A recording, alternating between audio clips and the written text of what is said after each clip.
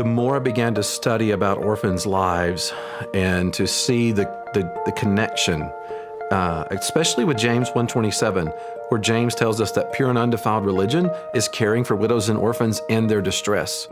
And when we look at their distress, we find that poverty is part of their distress. Trafficking is part of their distress. Living in orphanages is part of their distress. The foster care system itself is part of their distress. These are the things that affect the lives of orphans, and these are the issues that we as a church really have not done well in responding to. After Beth and I got married, I was working in the ministry, and God had blessed us with 2 kids by birth, Heather and Jared, and we were just living the American dream. For me, my American dream is to fulfill the calling that God has placed for us.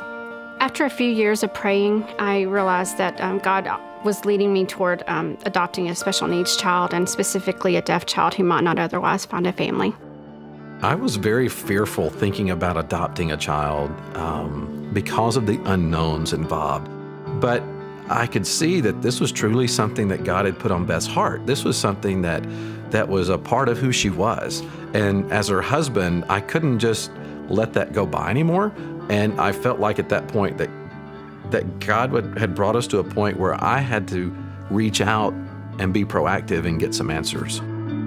Thinking about that parable, the Good Samaritan, the thing that became a reality for me was after I talked to this adoption agency, they sent me an email and it had a picture of James in it. And seeing James, it was as if he was the one who was left on the side of the road. And so I realized at that point that this was my son who was on the side of the road, and I couldn't just pass by anymore.